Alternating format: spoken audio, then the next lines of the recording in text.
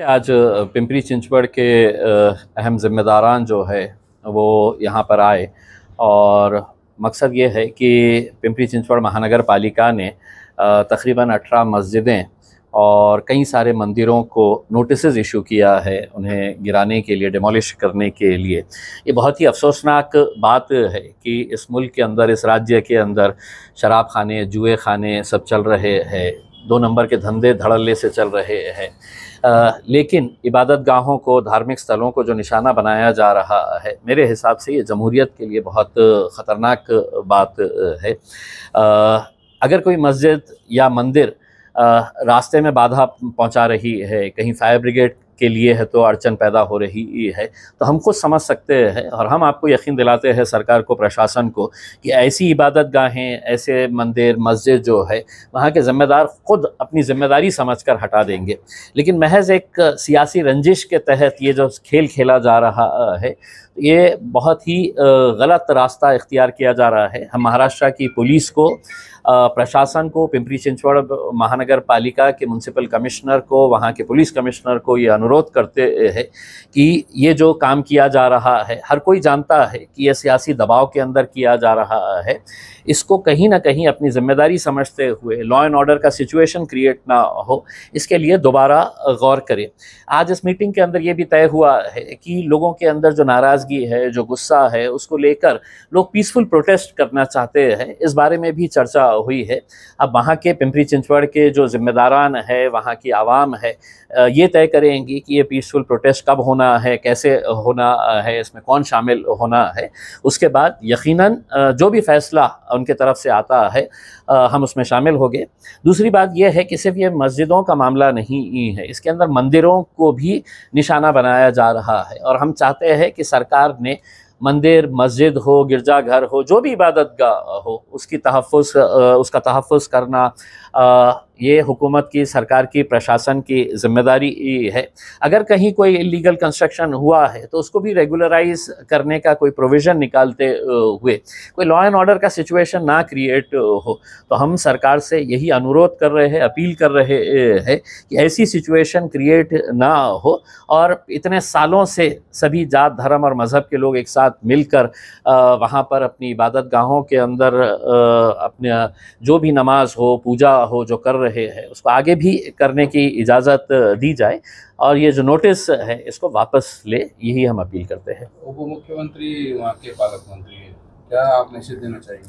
देखिए, हम तो तमाम सियासी पार्टियों को यही कहना चाह रहे हैं कि महाराष्ट्र की एक तहज़ीब है, एक संस्कृति है, उस संस्कृति को ज़िंदा रखिएगा। उसमें इबादत गाहों को, धार्मिक स्थलों को निशाना बनाकर आप क्या हासिल करने वाले हैं? ठीक है, आपके सियासी एजेंडा के अंदर ये हो सकता है, लेकिन आप ये भी सोचिएगा कि मस्जिद में और मंदिर में लोग क्यों जाते हैं? लोग इबादत करने के लिए जाते हैं और अगर आप वही उनको ही निशाना बना रहे हैं, उन्हें ही ख़त्म करना चाह रहे हैं, तो कहीं ना कहीं इसके अंदर से एक बहुत ही घटिया सियासत की हमें बू आ रही है। अब पुलिस को हम अपील करना चाहेंगे, जिस वर्दी के अंदर हमारे जितने भी IPS पुलिस ऑफिसर्स हैं, मैं उनसे अपील करना चाहूँगा कि ऐसी सिचुएशन महाराष्ट्र के अंदर क्रिएट ना हो कि जिसकी वजह से law and order problem create हो जाए करके। तो बहुत ही समझदारी के साथ वहाँ के ज़िम्मेदारों को पुलिस बुलाए, प्रशासन बुलाए, हुकूमत के अंदर जितने भी लोग बैठे हैं, चाहे वो वहाँ के डिप्टी चीफ मिनिस्टर हो, वहाँ के MLAs हो, MPs हो, सब साथ में बैठकर इसका रास्ता निकाला जा सकता है और हमें रोड के ऊपर आने की ज़रूरत नहीं है। अगर सभी लोग समझदारी के साथ और ज़िम्मेदारी के साथ अगर काम करते हैं तो कोई भी ये प्रोटेस्ट करना नहीं चाहेगा उसमें, अगर इसके अंदर कोई अच्छा रास्ता निकल सकता है तो। पिंपरी चिंचवड़ में धार्मिक आधार पर मुसलमानों को तकलीफ दी जा रही है और ऐसा मामला जो है वो कई सालों से, खास करके 2 महीने पहले भी सामने आया हुआ है। मुस्लिम आबादी वाला जो कुदलवाड़ी एरिया है, वहाँ पे मुसलमानों के कारोबार को तहस नहस करने की कोशिश वहाँ के सरकार द्वारा की गई है और वहाँ के स्थानीय विधायक जो है, जो खुद को ज़्यादा हिंदुत्ववादी मानने को कोशिश में है, लगातार वो मुसलमानों के खिलाफ बयानबाजी कर रहे। कुदलवाड़ी एरिया में, पिंपरी चिंचवड़ एरिया में मुसलमानों की बदनामी करने की कोशिश कर रही है और उनको वहाँ ज़्यादा से ज़्यादा तकलीफ को क्यों कैसी हो, इसके लिए वो हर कदम उठा रहे।